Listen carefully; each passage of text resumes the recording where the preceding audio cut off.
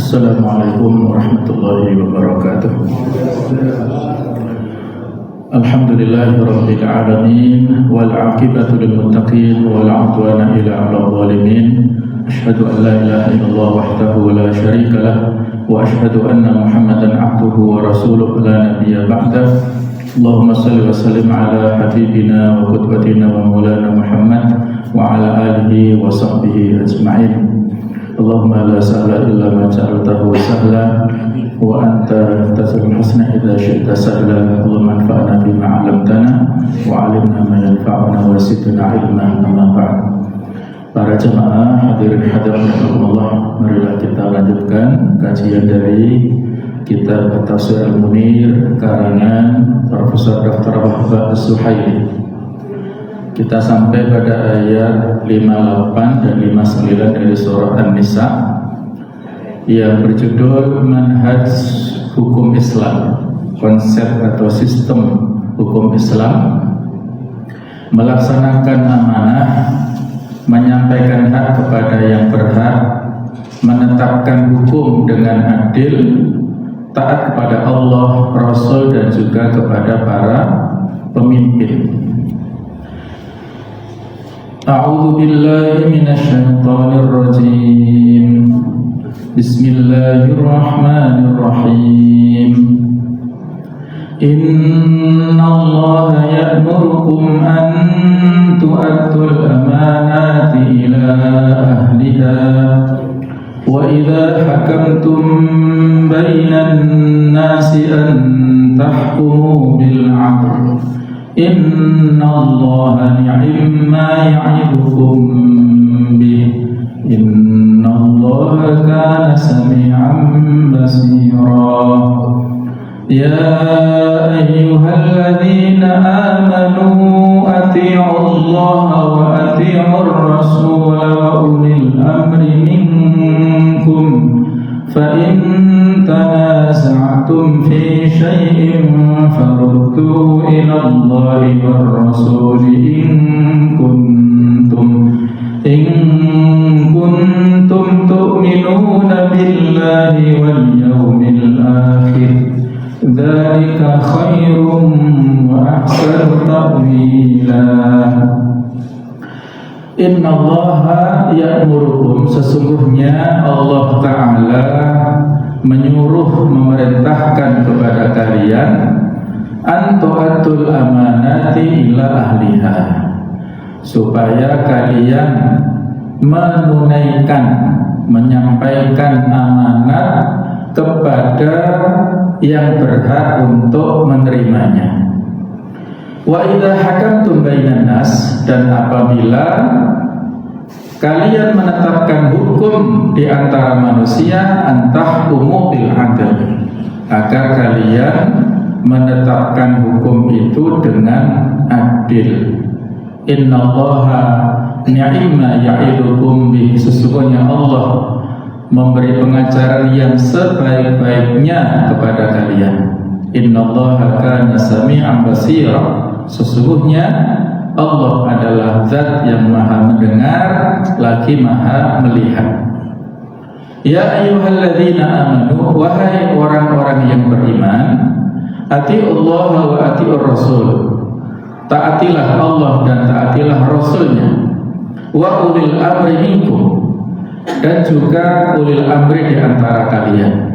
Fa in tanaza'tum fi syai', apabila kalian berbeda pendapat, berlainan pendapat tentang sesuatu, faruddu ilallahi wa rasul, maka kembalikanlah kepada Allah, yaitu kepada Al-Quran, dan kembalikanlah kepada Rasul, kepada sunnahnya. In kuntum tu'minuna billahi wal yawmil akhir, jika kalian benar-benar beriman kepada Allah dan hari akhir.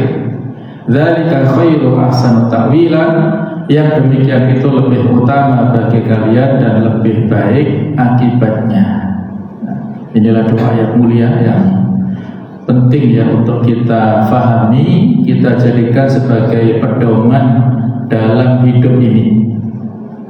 Dua ayat inilah yang dijadikan inspirasi atau dalil oleh Ibnu Taimiyah mengarang sebuah kitab yang menjadi referensi di dunia Islam yang berjudul As-Siyasah Asy-Syar'iyyah fi Islahir Ra'i war Ra'iyah, yaitu siasah syariah. Siasah artinya politik, syariah secara syar'i yang berfungsi untuk memperbaiki pemimpin dan yang dipimpin. Nah, beliau ya karena beliau seorang alim, alimun kabir, 2 ayat bisa menjadi kitab. Kalau kita 2 ayat hanya jadi kultum, jadi khutbah. Kalau beliau 2 ayat bisa jadi referensi sebuah kitab yang penting untuk dijadikan pedoman oleh kaum muslimin di seluruh dunia.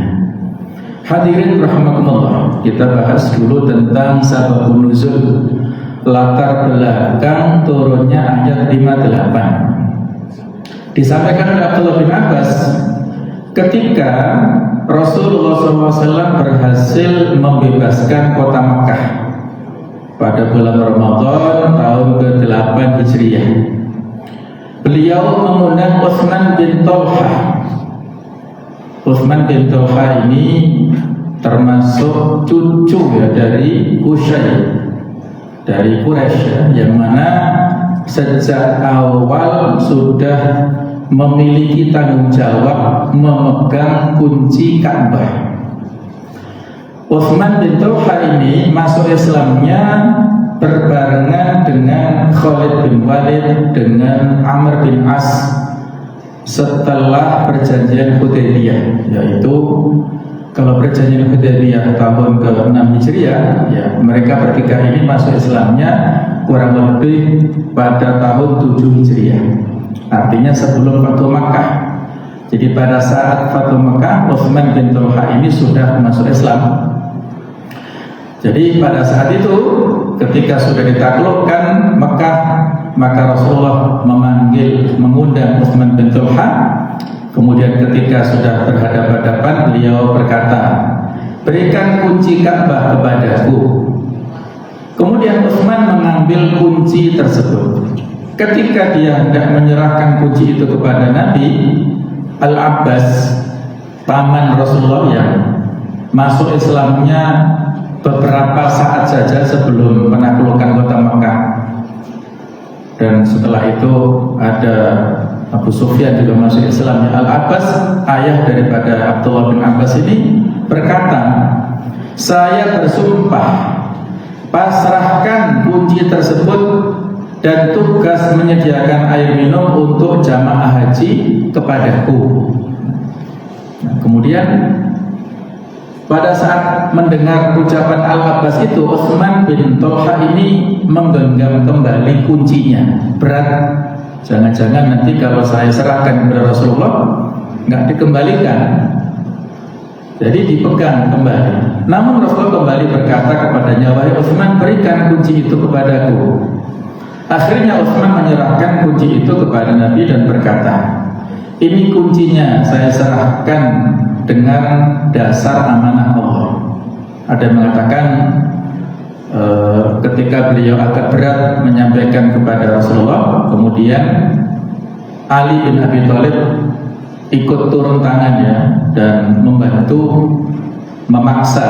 sedikit memaksa kepada Utsman supaya menyerahkan kunci, meminjamkan kepada Rasulullah, karena beliau mau masuk ke Ka'bah dan melaksanakan sholat di dalamnya. Yang para ulama berbeda pendapat status sholat beliau itu apa? Apakah sholat duha atau sholat kemenangan? Nah, itu para ulama berbeda pendapat. Jadi setelah beliau mendapatkan kunci Ka'bah, beliau membuka pintu Ka'bah dan kemudian setelah itu beliau keluar lagi dan melakukan tawaf.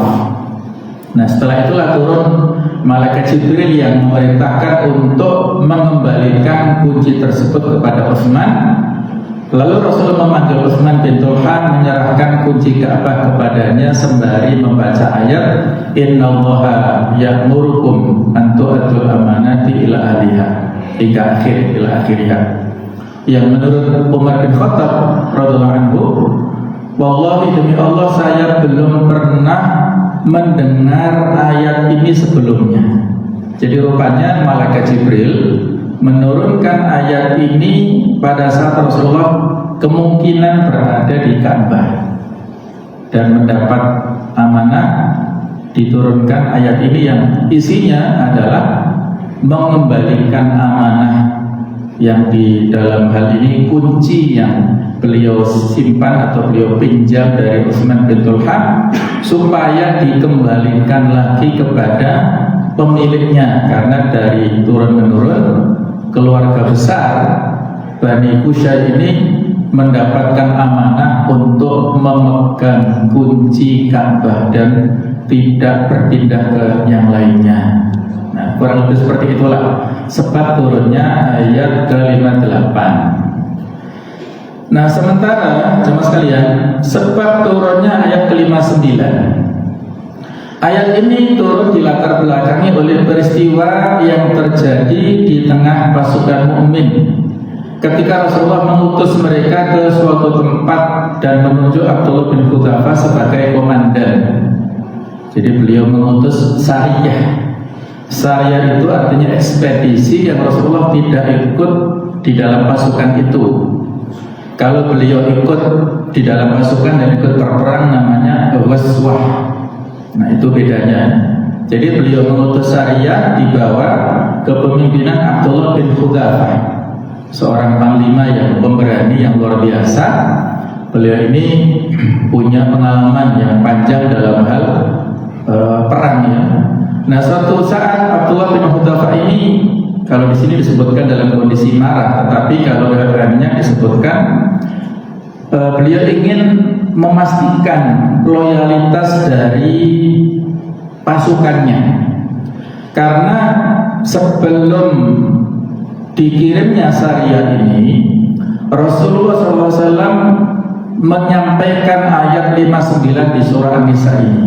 Ya ayyuhalladzina amanu atiullaha wa atiur rasul wa ulil amri minkum. Jadi pada saat itu Abdullah bin Hudzafah memerintahkan kepada pasukannya untuk mengumpulkan kayu bakar. Setelah terkumpul, dinyalakan api dan untuk mengetes, ini hadisnya sahih riwayat Bukhari, untuk mengetes loyalitas dari pasukannya, Abdullah bin Hudzafah memerintahkan supaya pasukannya ini atau tentaranya ini masuk ke api itu. Ini kan agak aneh. Maka di antara mereka ada yang protes, wahai Abdullah bin Hudzafah, kita ini dilarang oleh Rasulullah. Beliau memberikan pesan kepada kita supaya hati-hati dalam hidup di dunia dan nantinya di akhirat tidak masuk neraka. Lalu sekarang kita malah disuruh masuk ke api. Ini bagaimana? Jadi diskusinya panjang sampai apinya padam. Dari yang sebelumnya banyak, diskusinya panjang, padam. Akhirnya ya tidak ada satupun yang masuk ke api ini. Dan pada saat para sahabat ketemu ya konsultasi kepada Rasulullah di Madinah, mereka menyampaikan cerita begini. Maka beliau mengatakan, seandainya kalian masuk ke api itu, maka tidak akan bisa keluar selamanya. Maksudnya kalian masuk ke api di dunia, kalian akan mati, dan di akhirat kalian masuk neraka. Itu ancaman Rasulullah karena agak marah dengan kondisi ini ya. Jadi sariyah ini diutus untuk menemui Raja Persia yang diberi julukan Kisra Persia. Jadi Abdullah bin Hudzafah bertemu dengan Raja Persia itu. Nah, Allah alam tidak ada keterangan lebih detail ya, tentang apa ya latar belakang dan juga setelah itu apakah Rasulullah memberikan sanksi kepada Abdullah bin Hudzafah. Tetapi jamaah sekalian ya, para sahabat ini harus kita sikapi secara positif ya dalam setiap pengambilan keputusan atau kebijakan dalam segala momentum ya. Dan Allah Ta'ala memiliki niat atau iradahnya ya, untuk memberikan pelajaran dalam setiap peristiwa yang dilakukan atau yang dialami oleh para sahabat. Ya misalnya contoh yang lain ketika ya tentang latar belakang turunnya surah Al-Hujurat ayat yang ke-6 ya, supaya kita bertabayun ya ayyuhalladzina amanu in ja'akum fasiqun binaba'in fatabayyanu dan seterusnya. Itu yang diutuskan juga seorang sahabi, seorang sahabat.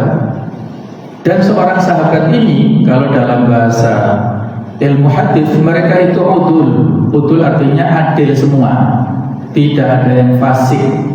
Tetapi kenapa disebutkan di ayat ini in ja'akum fasiqun, ketika datang pada kalian seorang yang fasik? Dan fasik di dalam ayat ini disebutkan dengan menggunakan redaksi yang nakiro, tidak ada alif lamnya.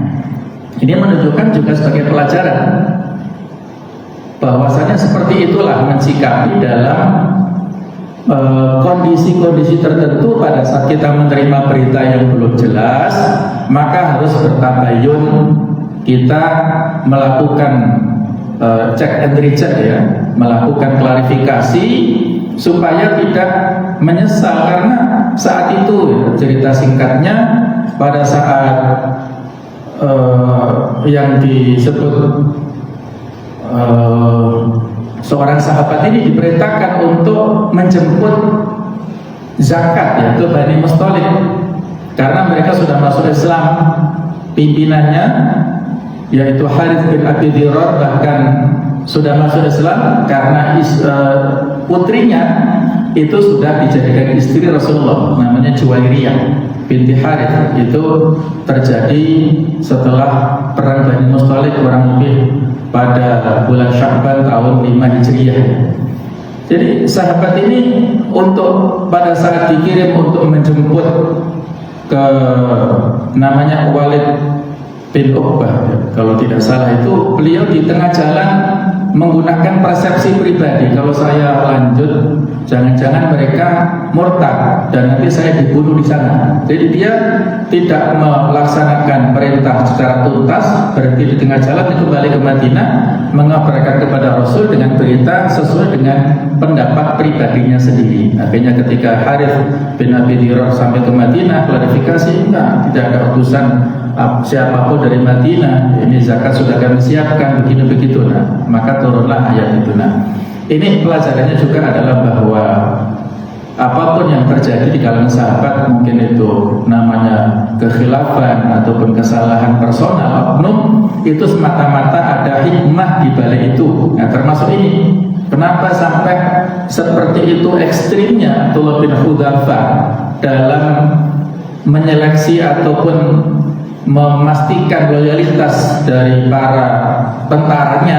Nah, itu Allah alam yang lebih tahu ya kondisinya, kita berkeseluruhan saja. Dan pada saat nantinya di era kekhalifahan Umar bin Khattab, Abdullah bin Hudzaifah inilah yang menjadi pahlawan ketika dia bertemu dengan Raja Romawi, ketika dia ditawan, kemudian dipenjara dan dikasih iming-iming, kalau kamu mau ikut agama Nasrani akan kami berikan kedudukan tinggi, kami berikan harta yang banyak, kami berikan macam-macam. Tapi dia nggak mau.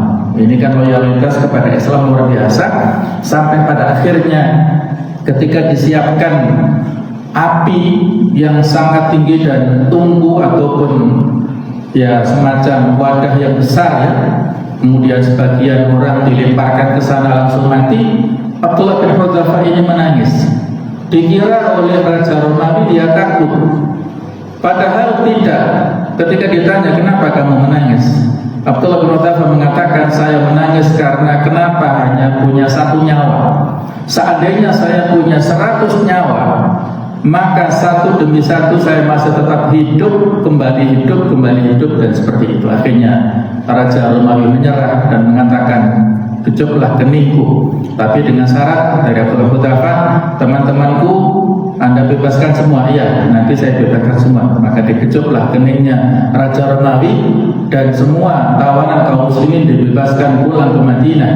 Ketika sampai di perbatasan kota Madinah, Umar bin Khattab menyambutnya dan mengecut keningnya Abdullah bin Hudzafah sebagai bentuk penghormatan karena dialah sebagai pahlawan yang bisa membebaskan kawan-kawannya. Ini satu episode yang menjadi penyeimbang tadi ya. Penyeimbang beliau ini bukan tokoh yang main-main. Beliau punya jasa besar dalam penaklukan dan juga kepemimpinan pasukan. Nah, termasuk dalam hal ini beliau melakukan seperti itu semua adalah karena takdir Allah Ta'ala dan ada hikmah di balik itu. Apa hikmahnya? Intinya seperti yang disampaikan nanti di terjemahan saya tulis hadis ini ya, bahwasanya tunduk dan patuh diperbolehkan bagi seorang muslim dalam semua hal yang disukainya dan yang dibencinya, selagi ia tidak diperintahkan untuk maksiat. Apabila diperintahkan untuk maksiat, maka tidak boleh tunduk dan tidak boleh patuh kepada pemimpin. Innama ta'atu fil ma'ruf, sesungguhnya ketaatan itu dalam hal kebaikan. Atau hadis lain, la ta'ata li makhluqin fi maksiatil khaliq, tidak boleh mentaati kepada sesama makhluk dalam hal yang bermaksiat kepada Allah Subhanahu wa taala. Nah, intinya di situ ya. Jadi ayat ini melengkapi daripada bagaimana model ketaatan kita kepada pemimpin itu dalam hal yang kebaikan. Sehingga kalau kita amati sedikit kembali kepada ayat tadi ya, bahwasanya ketika Allah Ta'ala menyebutkan perintah di ayat 59 ya, ketaatan kepada Allah dan ketaatan kepada Rasul itu fi'il amarnya, kata perintahnya diulang. Ati Allah wa atiur Rasul, ini memiliki makna at-ta'atu al-mutlaqah, ketaatan yang totalitas, yang mutlak. Tetapi ketika memerintahkan kepada pemimpin, Allah tidak mengatakan wa ati'u ulil amri, tetapi langsung wa ulil amri minkum. Ini maknanya apa? Bahwasanya taat kepada ulil amri itu adalah namanya ta'atun muqayyadah, ketaatan yang terbatas, muhaddadah, yang terbatas selama aturannya, perintahnya, kebijakannya itu lurus, baik, tidak ada masalah, kita ikuti. Tapi kalau pemimpin yang membuat aturan tidak sesuai dengan aturan kata Rasulnya, maka tidak boleh ditaati ya, termasuk tadi ngapain masuk ke api, bunuh diri seperti itu. Nah, itu tidak diperkenankan untuk ditaati perintah dari pemimpin yang seperti itu. Berikutnya sama sekalian tentang munasabatul ayat atau hubungan antara ayat dengan yang sebelumnya. Pada ayat sebelumnya Allah menerangkan pahala orang yang beriman dan melakukan amal soleh, dan pada ayat ini Allah menyebutkan sebagian amal soleh tersebut, bahkan dia termasuk amal yang paling mulia, yaitu menyampaikan amanah, menetapkan hukum dengan adil, taat kepada Allah, Rasul dan ulil amri. Nah, berikutnya tentang penjelasan, tafsir dan penjelasan. Sebab turunnya ayat kewajiban menyampaikan amanah ini memang khusus dalam kejadian tertentu, namun keumuman arti ayat ini tidak dapat dipersempit maknanya dengan sebab yang khusus tersebut. Sebagaimana sering saya sampaikan di antara kaidah usul fikih, ketika kita memahami teks nusus ya, itu yang rajih, yang kuat adalah al-ibratu bi umumil lafzi la bi khususis sabab.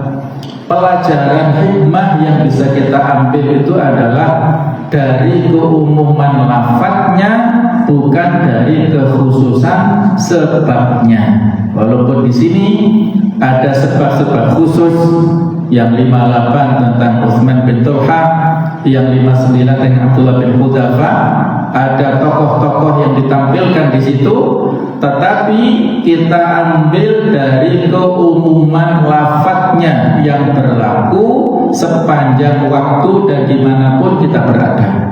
Karena Al-Quran itu adalah sholihun likulli zaman wa makan. Al-Quran itu senantiasa sesuai up to to date, aktual pada waktu dan tempat dimanapun. Nah, termasuk dalam kasus ini. Amanah yang dimaksud dalam ayat tersebut adalah semua jenis amanah yang ada, baik yang berhubungan dengan diri sendiri atau yang berhubungan dengan hak orang lain ataupun yang berkaitan dengan hak Allah Subhanahu wa Ta'ala. Nah, ada penjelasan sedikit apa yang dimaksud amanah pada diri sendiri ini dan orang lain. Bentuk amanah yang berhubungan dengan diri sendiri, misalnya ya, dengan cara melakukan sesuatu yang bermanfaat baik untuk agama, kehidupan di dunia maupun di akhirat. Juga meninggalkan pekerjaan-pekerjaan yang dapat membahayakan kehidupan diri di dunia maupun di akhirat, serta menjaga kesehatan supaya terhindar dari penyakit.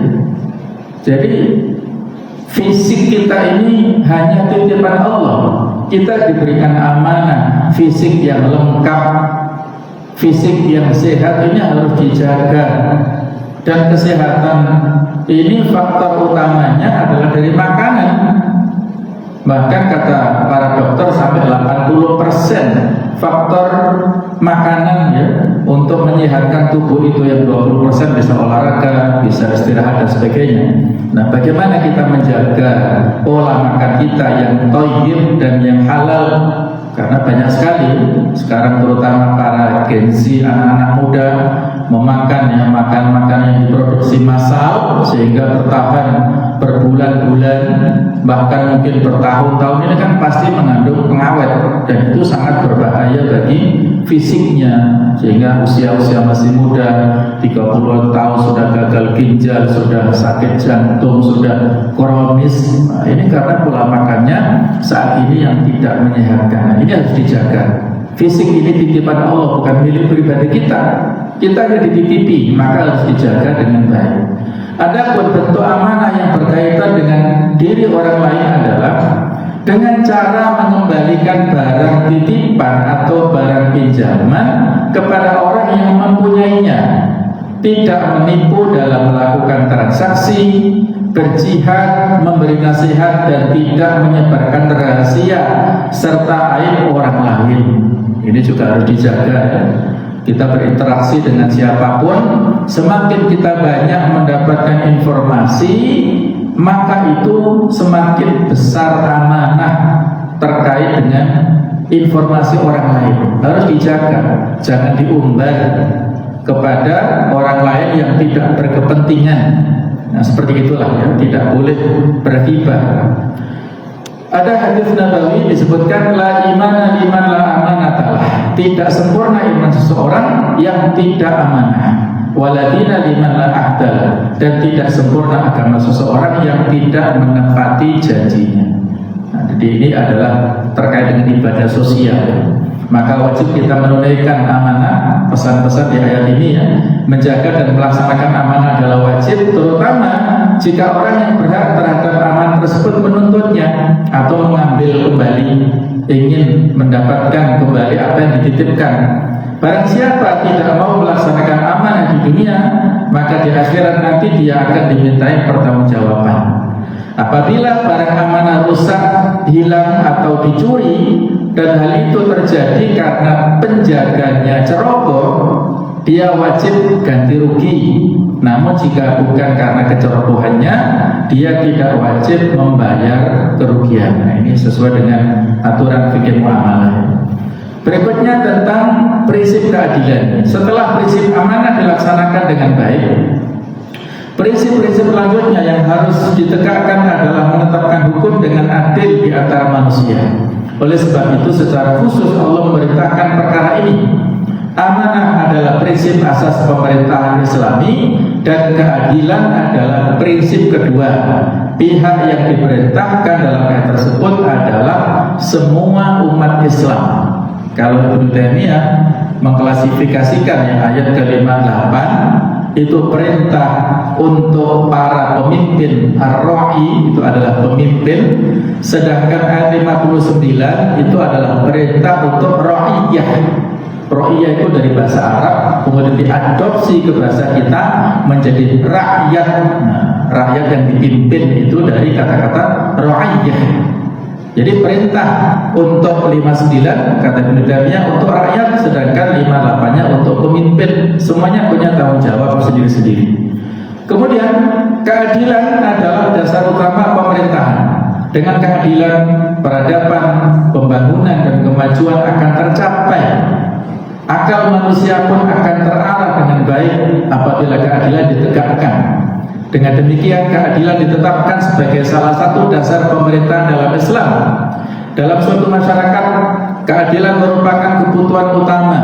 Dengan keadilan, orang-orang lemah dapat memperoleh haknya dengan tepat, dan orang-orang yang kuat tidak akan menganiaya orang-orang lemah, sehingga keamanan dan keteraturan sistem dapat terjaga. Kalau saat ini kan masih belum ya, ketika hukum ataupun pelanggaran yang terjadi pada rakyat umum yang tidak punya kedudukan, maka hukum begitu tajam ditegakkan. Tetapi ketika pelanggaran terjadi pada orang-orang yang punya kedudukan, yang punya jabatan, maka hukum tumpul, ditajam ke bawah, tumpul ke atas. Faktanya begitu. Maka harus kita kembalikan kepada aturan konsep Islami. Agama-agama samawi sepakat dalam masalah kewajiban menegakkan keadilan. Oleh sebab itu, seorang pemimpin dan para pembantunya yang terdiri dari gubernur, pegawai, dan hakim harus disiplin menegakkan keadilan supaya semua hak dapat terlindungi dan dapat disalurkan secara adil, secara tepat, tidak untuk keuntungan pribadi-pribadi. Firman Allah, wa idza hakamtum bainan nas, juga mengandungi syarat keharusan mengangkat seorang pemimpin yang adil dalam menetapkan hukum. Kemudian Allah menerangkan faedah keadilan dan melaksanakan amanah dalam ayat innallaha ni'ma ya'idukum bih. Maksudnya adalah menjaga amanah dan berlaku adil merupakan sesuatu yang paling nikmat berharga yang Allah nasihatkan kepada kalian. Nikmat itu dari dua kata, nikmat dan ma. Nikmat itu adalah sebaik-baik, ma itu adalah sesuatu yang, jadi Allah adalah zat sebaik-baik yang memberikan nasihat kepada kalian. Sesungguhnya Allah maha mendengar dan maha mengetahui. Allah mengetahui apakah kalian melaksanakan amanah atau mengkhianati amanah, dan Dia juga mendengar ketetapan hukum yang telah kalian putuskan. Lalu nantinya amal perbuatan kalian akan dibalas. Jadi bisa kita lihat ya bagaimana tanggung jawab yang telah dipikul oleh para pemimpin kita ya. Lepas dari plus minusnya, sesungguhnya Indonesia memiliki kekayaan alam yang luar biasa. Sumber daya alamnya, sumber daya mineralnya, sumber daya manusianya juga luar biasa. Tetapi selama ini belum dikelola dengan amanah. Ya, walaupun berita ini ada yang mengatakan hoax ya, tetapi perlu yang bisa menjadi wacana ya, tentang bagaimana kekayaan negara kita ya, misalnya Freeport ini punya kita ya di Papua, tetapi dikelola oleh perusahaan asing dari Amerika sana yang menurut infonya Allah alam itu 2,8 ton kalau nggak salah itu ya per tahunnya, dan kita hanya mendapat 0,03% saja dari hasil bumi alam yang kita miliki itu ya. Nah, itu larinya kemana kan? Hanya untuk menguntungkan asing. Belum lagi dulu Prof. Mahfud MD yang menyampaikan kalau tambang batu bara ini kelola dengan sebaik-baiknya, maka akan memberikan keuntungan setiap warga Indonesia paling tidak mendapatkan, kalau tidak salah mungkin 20 juta setiap orang ya, kalau dibagi rata, kalau dikelola dengan sebaik-baiknya. Belum lagi ada tambang ilegal yang dikatakan Pak Prabowo, ada sekian banyak tambang ilegal yang kalau dikembalikan keuntungan ke APBN itu bisa paling tidak mungkin 300 triliun bisa untuk keuntungan kembali ke kas negara. Tapi selama ini ya karena tidak ada izinnya disebut ilegal, ya kembali kepada oknum-oknum. Belum lagi yang sebelumnya ada korupsi timah sampai 271 triliun dan sebagainya. Ya, baru saja ada info Pertamina yang sebelumnya rugi terus. Ini kan uniknya, perusahaan yang sangat dibutuhkan oleh seluruh masyarakat kita, tapi rugi itu kan aneh. Kemudian disentil sedikit sama Pak Prabowo, akhirnya untung 6 bulan ini mungkin 200 sekian triliun untungnya, dan bersihnya 23 triliun. Terus dulu kemana untungnya ini?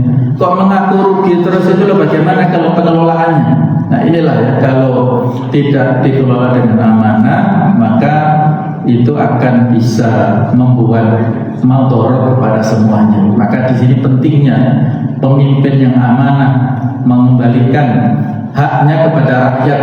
Ya. Kemudian kita juga diperintahkan taat pada Allah, Rasul, dan ulil amri. Allah memerintahkan umat Islam untuk melaksanakan perkara yang dapat menyebabkan dia selalu berdisiplin dalam menjaga amanah dan menetapkan hukum secara adil, yaitu taat kepada Allah dengan cara melaksanakan hukum-hukumnya, taat kepada Rasulnya yang bertugas menerangkan hukum-hukum Allah, dan taat kepada para ulil amri. Ini merupakan prinsip dasar ketiga dalam pemerintahan Islami. Prinsip pertama amanah, prinsip kedua adalah keadilan. Nah, prinsip ketiga ini ketaatan. Siapa ulil amri itu? Para ulama berbeda pendapat. Ada yang mengatakan ulil amri adalah para pemimpin dan panglima perang.